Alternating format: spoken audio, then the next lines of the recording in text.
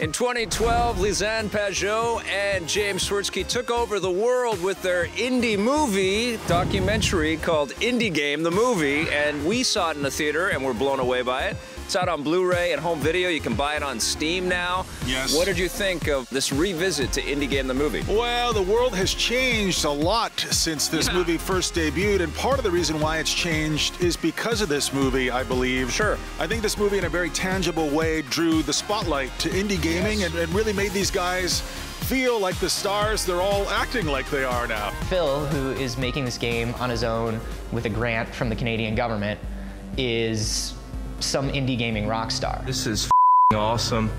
What I think Lisanne and James do perfectly in this movie is they really get to the heart of the matter. They get to the place where these games are born from, and I think that's a hard thing to articulate. Yeah.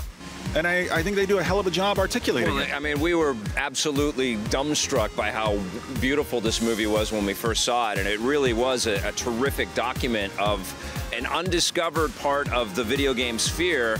And what's happened since is that indie games have become very prominent. All of the platform manufacturers have really courted indie game development. The mobile space has blown up, and lots of indie games are very successful. And a lot of these developers have become heroes. In Super Meat Boy, we sort of get to do whatever we want. We don't have a publisher, we don't have investors, we don't answer to anybody. You know, there's also a real understanding of the turmoil that these developers go through to get their product out there, to go through the craft of what they're actually doing. And that hadn't really been explored, I think, as effectively before in any documentary coverage in the video game space. And this movie really illustrates that.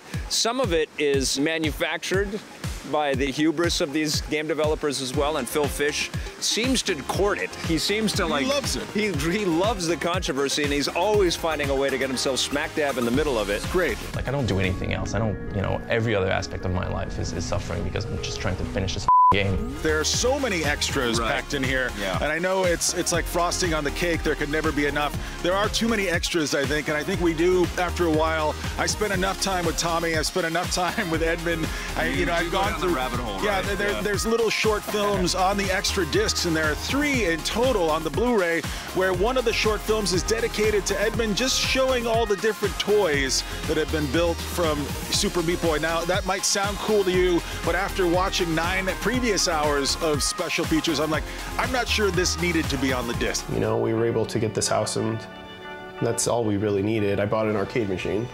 That's the most expensive thing I've bought. If you are taking the time to watch this review on this show right now, go out and buy this movie. Yeah, they're gonna love it. It's a great movie. Support these guys. Even if you don't like video games and you're one of the people who just watches the show because handsome faces, you're still gonna like this movie. This is one of those documentaries that transcends the subject matter. Totally. It's that good, and that's the thing I appreciate seeing it again, is the craft of Lisanne and James. Like, this movie is a beautiful movie. 2 Canadian kids who done good. Crazy Canadians. Out of Winnipeg. They chased a dream, they made it happen.